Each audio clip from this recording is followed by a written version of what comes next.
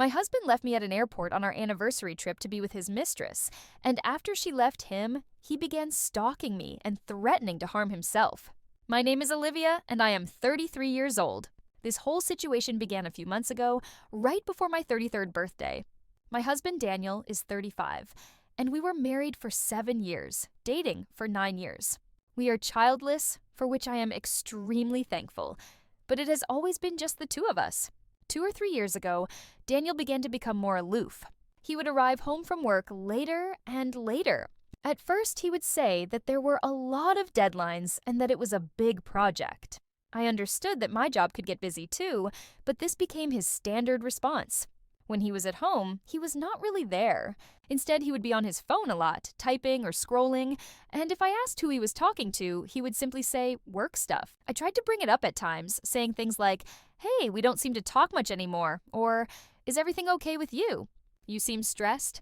He would typically respond, work was just really hard, or he was tired.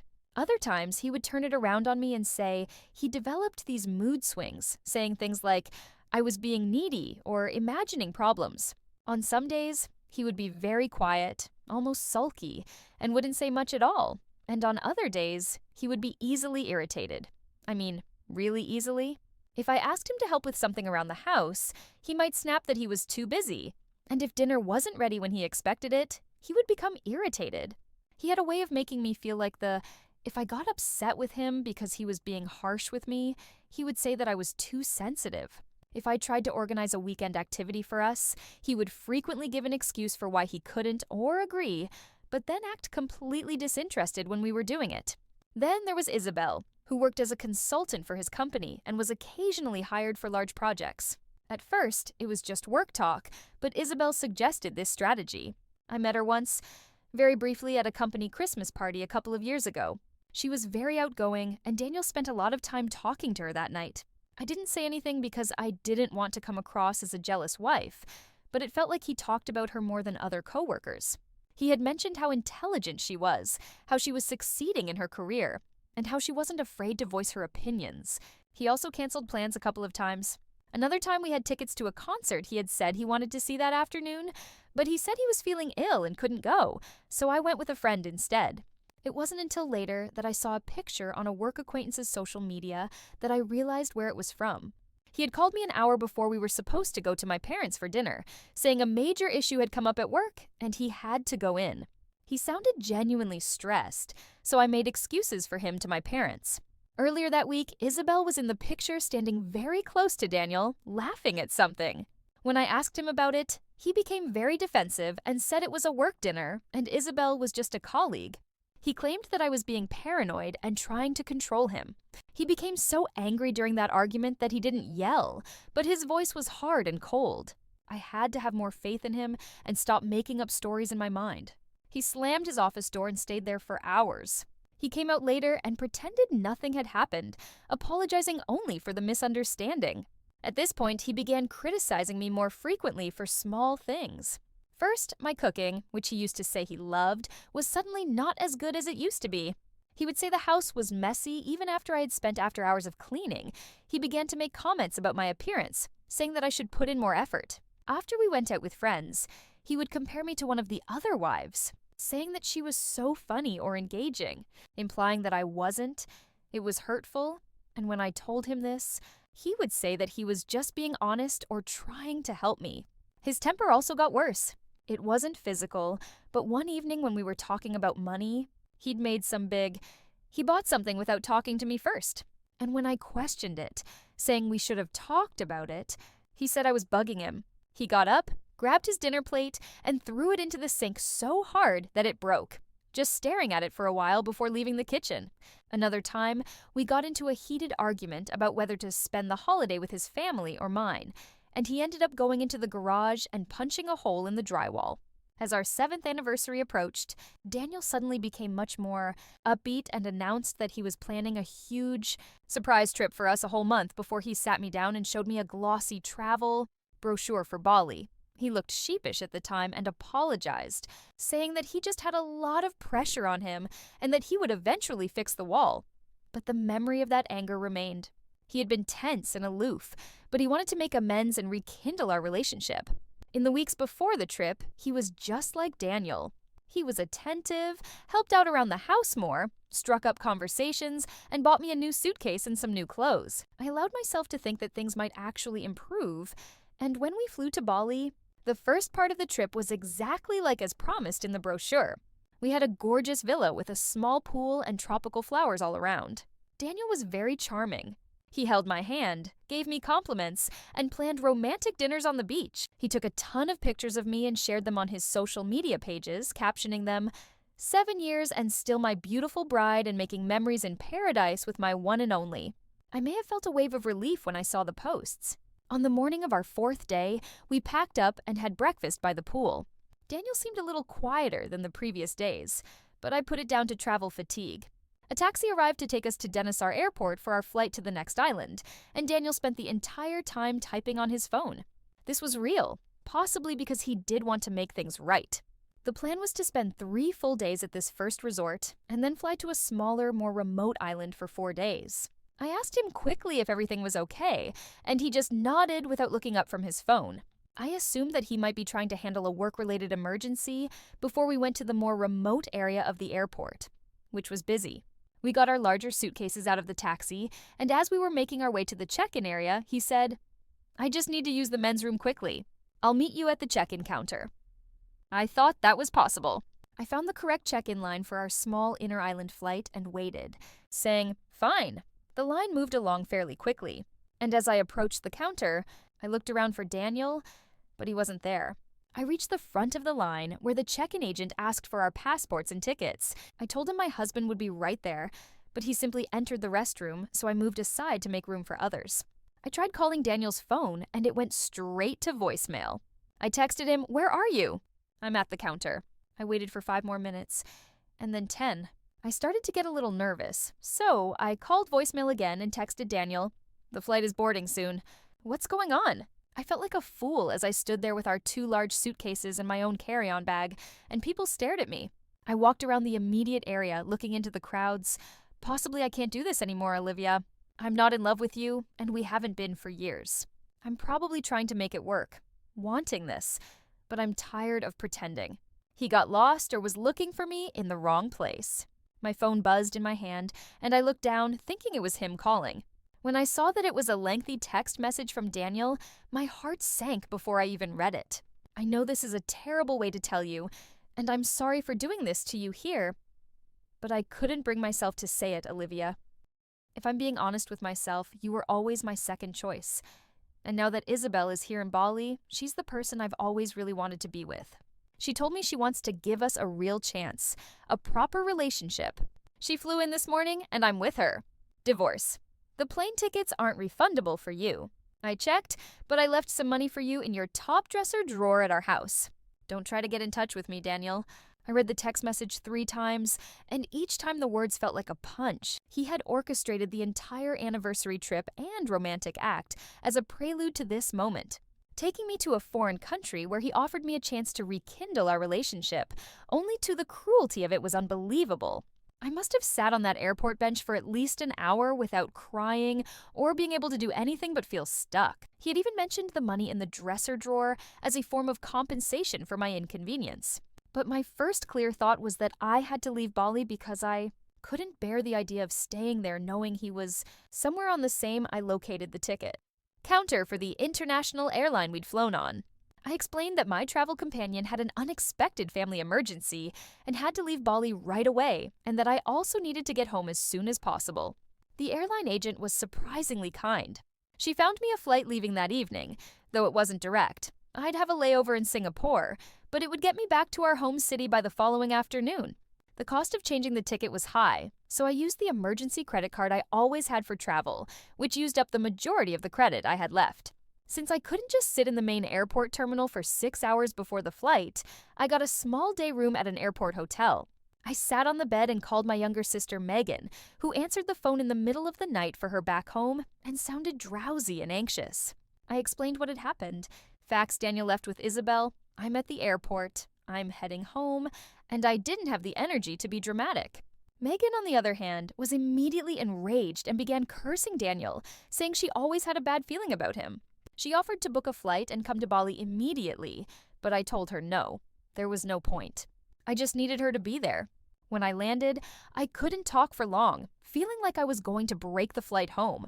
As I sat there with the text message replaying in my head, I was unable to sleep. I couldn't eat the airline food because it smelled awful, and when the plane finally touched down in our hometown, I was exhausted. Megan was waiting just past customs, and she gave me a hug, which caused me to cry a little, not for long, just a few hard sobs. And she drove me to her apartment. I couldn't even consider returning to the house Daniel and I had shared, where he most likely was. I spent 3 days with Megan, who was amazing. She let me talk when I wanted to be silent and made me eat when I didn't. She also screened my calls because Daniel's family started calling, probably wondering where he was or what was going on, because I imagine he hadn't told them the whole story. On the second day, I called a lawyer because Megan had a friend who had gone. I was expecting to show up defeated and find his pity money. The thought of that envelope of money made me feel sick. Through a contentious divorce, and she suggested her attorney. I scheduled a meeting for the following day, and after hearing my entire story and seeing the text message from Daniel, my attorney carefully read it before bluntly explaining my rights and the procedure. She claimed the text message was unmistakable proof of adultery and abandonment, and Daniel's statement that his attorney would contact me indicated he was already ready for a divorce. To avoid waiting for him to move, Megan accompanied me to the house the following morning. We went at a time when we knew Daniel was usually at work, assuming he had even bothered to return from Bali on his originally planned flight. Later, we learned that he and Isabel had extended their vacation, and the house felt strange, like it was no longer my home. It was quiet and cold, and I went straight to our bedroom to my dresser, where I found the envelope of cash. It felt like a slap in the face, so I took it. My lawyer had instructed me to collect any financial information, so I took the money and gave it to her to be recorded as part of the marital assets. I packed everything I owned, including gifts that were given to me directly or that were obviously mine prior to the marriage. Megan assisted me in carrying boxes and suitcases to her car, which we filled up. I took photos with my phone of every room in the house, the furniture, and the overall state of my lawyer told me that this was acceptable and advised it. So I went to the bank and opened a new account in my name only. I then took out exactly half of the money from our joint checking and savings accounts and deposited it into my new account. I left the bank statements proving the withdrawals on the kitchen counter so he would see them if he ever returned. 3 months have passed since that day at Dasar Airport, and I never returned to that house with Megan's help and some financial support from my parents to pay the first month's rent and deposit. I found a small 2-bedroom apartment in a different area of the city. The day after I moved my essentials out of the marital residence, my lawyer served Daniel with divorce papers we filed on the grounds of desertion and adultery. The text message was Exhibit A, and Daniel didn't get in touch with me after that. His social media, which I glanced at a few times out of a morbid need to see, showed him and Isabel looking extremely happy. There were numerous photos of them in Bali and back in our city at upscale restaurants on weekend getaways, with captions like, "Finally found my true happiness and living my best life with my amazing woman." He was served the divorce papers at his office after his lawyer met with me. His lawyer's initial bluster was that I had abandoned him by leaving the marital residence and closing half of the joint accounts. My lawyer swiftly disproved that by citing the date of his text message, in which he admitted to being with another woman and gave me clear instructions to leave. His claim of desertion was absurd, and the text message strengthened my case. About 2 weeks ago, everything changed. When Daniel's lawyer's tone suddenly softened, he began asking my lawyer if there was any chance of mediation, or if I might be open to talking about a reconciliation. He said Daniel was distraught and deeply regretting his actions, saying this was a complete turnaround and it didn't make sense given Daniel's previous behavior and his public displays with Isabel. He then started attempting to get in touch with me directly last week, starting with numerous phone calls. One evening, he showed up at Megan's apartment building, buzzing her intercom and asking for me. Megan told him I wasn't there and that he needed to leave or she'd call building security.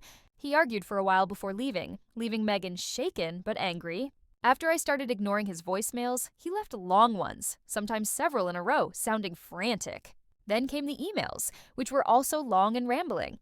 Called the police, and they visited him at his new rental property. He had left the marital residence after being served. even though he had originally desired to remain there, and gave him a formal warning about harassment.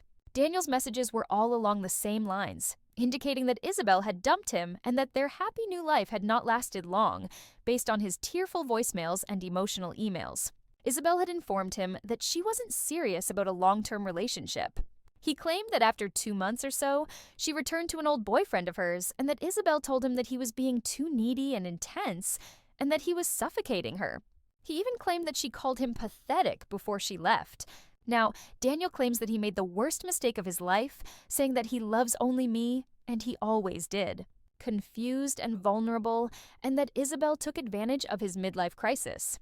He is pleading with me to stop the divorce, saying that he will do anything I ask, go to therapy, go to couples counseling, quit his job, sell his golf clubs, or do anything else to win me back. He sounds utterly desperate, and his messages alternate between pitiful pleading and angry outbursts when I don't reply. In a particularly upsetting voicemail, he claimed that he couldn't live without me, and that if I didn't agree to at least talk to him, he wouldn't know what he would do to himself, making his life meaningless. This was new. He had previously had angry outbursts and broken things, but never in this way. My lawyer is very clear.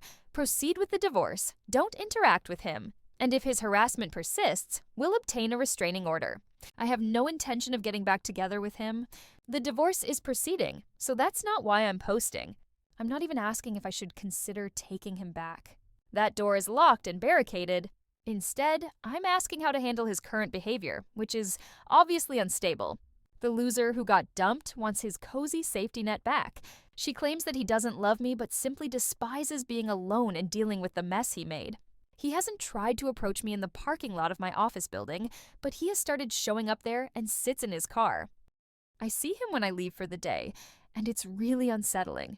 My lawyer says a restraining order is the best course of action legally, but he seems to be spiraling, and I don't want him to hurt himself as much as he has been. Nor do I want his actions to cause me more issues or prolong this further. What's the best way to get without speaking with him directly, without unintentionally giving him the impression that I might change my mind, and without making him even more unstable? To start, I would like to express my gratitude to everyone who read my story and left comments. I read them all, and it was comforting to know that I wasn't the only one who thought his behavior was completely inappropriate. Many of you had similar experiences, which was heartbreaking to hear. Read, but it also helped me feel less alone. Your direct advice was very helpful. I want to address a few questions that people had. In regard to the restraining order idea, many of you suggested that I get one right away. My lawyer and I had already discussed this before I posted, but seeing him in my workplace parking lot was the final straw. We filed the paperwork immediately after I made my original post, and a judge granted it last week. As I mentioned in my first post, he always had a bit of a temper when he didn't get what he wanted, and so he's legally required to stay away from my apartment and my place of employment. He's also not allowed to contact me at all, not even through third parties, unless it's his lawyer speaking to me. A few people asked if he had ever acted this unstable before. Though the Bali abandonment was a whole new level of cruelty, he was also capable of manipulating his emotions by punching the wall in the garage and making me feel bad if I didn't comply with his wishes. The recent talk about not being able to live without me and the suggestion of self-harm only began after Isabel dumped him. He never behaved that way when he was in charge or when he was ending things with me. It seems to be his response to losing control of the situation and having to deal with the consequences of what he did. 3 things about Isabel. I don't really know much more about her, and I don't really care either. Daniel claimed in his messages that she used him and went back to her ex. Whether that is true or not doesn't change anything for me. Strangely, she did me a favor by making Daniel show his true colors very clearly. I mentioned that he left money in the dresser, so I gave it all to my lawyer, who officially recorded it as part of the financial matters we need to resolve in the divorce. I didn't want to touch it because it felt like dirty money, but after reading through all the comments and discussing it with my lawyer and sister Megan, it became evident that it would be a bad idea to speak to Daniel or respond to him in any way. Many of you stated that any attention, even negative, would be detrimental. His current behavior is all about him and his problems. He's not really sorry for what he did to me. He's just sorry that his plan with Isabel blew up in his face, and now he's alone. His statements about self-harm felt like an attempt to make me react to hold me accountable for his feelings. Attention would only encourage him, and he would likely twist anything I said to mean that there was still a chance for him or keep contacting me. Despite the fact that this desperate behavior only began after Isabel left him, which made it clear that it wasn't about me or us, I stuck to my plan of total silence and letting the lawyers handle everything. I haven't returned any of his calls, texts, or emails, and I've blocked every new number he's attempted to use as well as every new email address. It's like playing whack-a-mole, but I'm getting better at it. As I mentioned, the restraining order was approved, and a professional process server delivered the legal documents to Daniel at his apartment. Daniel now formally knows that he must avoid me and cease all communication with me. Prior to the restraining order being in effect, I meticulously documented every instance in which he attempted to get in touch with me, saving all of the terrible voicemails. Daniel didn't take well to being served with the restraining order. He couldn't contact me directly anymore because that would be against the law, but he tried the night he was served. I also took screenshots of his calls and texts and took pictures from my office window while he was sitting in his car in the parking lot, noting the dates and times. My lawyer has copies of all of this evidence. Received the documents, he reportedly attempted to call my phone more than 20 times, according to my call blocker app, and each attempt ended in digital silence on his end. He then sent my lawyer a lengthy, abusive email, which, incidentally, also violates the restraining order's no indirect contact rule, and she is taking legal action over it. In the email, he called me a variety of derogatory names, was cruel, heartless, and vindictive, and claimed that I was attempting to ruin his life. He wrote about how he couldn't believe I would do this to him after everything we had shared, conveniently forgetting that he was the one who threw it all away and that the restraining order was the last nail in his coffin. He also oddly accused me of being the manipulative one by using his words for his threats of self-harm against him in his moment of weakness and desperation to obtain the order the day after he was served. Wasn't in the parking lot at work, which was a huge relief. But later that day, my lawyer received a call from his lawyer who sounded really frustrated. He informed my lawyer that Daniel had a complete breakdown in his office when he realized how serious the restraining order was.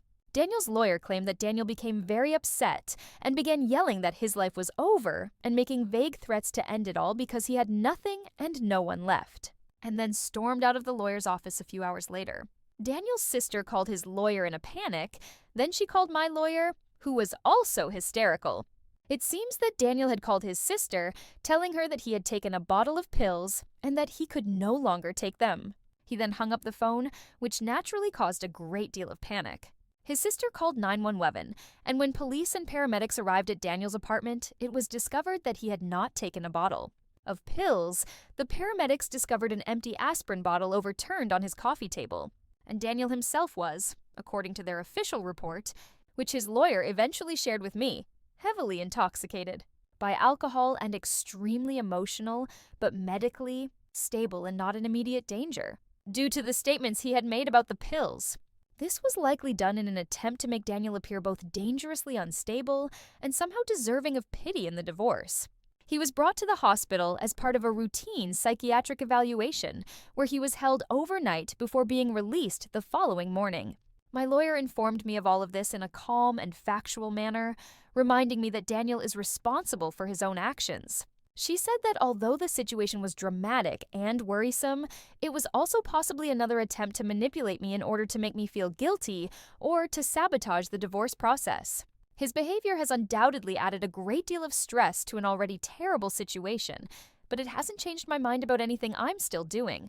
He hasn't attempted to get in touch with me directly since he was served, and the divorce is still proceeding because of this incident and the official reports from it, which further support our case that he is unstable and that the restraining order is absolutely necessary.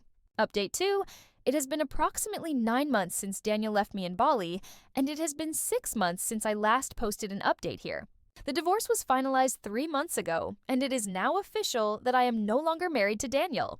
The restraining order is still in effect, and Daniel has generally complied with it, at least in terms of not getting in touch with me directly or coming close to me. The indirect contact, such as his emails to my lawyer, stopped shortly after my lawyer.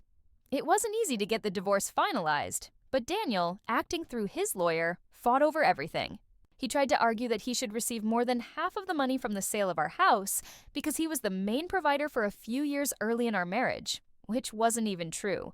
He sent his lawyer a very stern letter warning him about the legal trouble Daniel would be in if he breached the order again.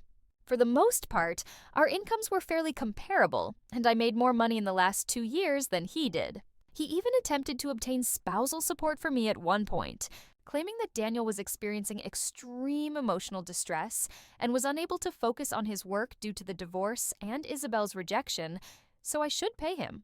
The judge dismissed the claim almost immediately, especially after the lawyer provided proof of his desertion in Bali, including the text message in which he referred to me as a second choice, and all the documentation of his harassment that resulted in the restraining order. Ultimately, all of our marital assets and property were divided fairly according to our state's laws. The house was sold, which was a huge relief for me because I didn't want to have any more connections to that location or the memories there. I received my share of the proceeds, which gave me a sense of financial security. From what I hear, sometimes from people we used to know, some mutual acquaintances who either forget, I don't want updates, or perhaps they believe I do in secret. Daniel's life hasn't improved since Isabel left him. It seems he tried dating other women, but nothing lasted more than a few dates.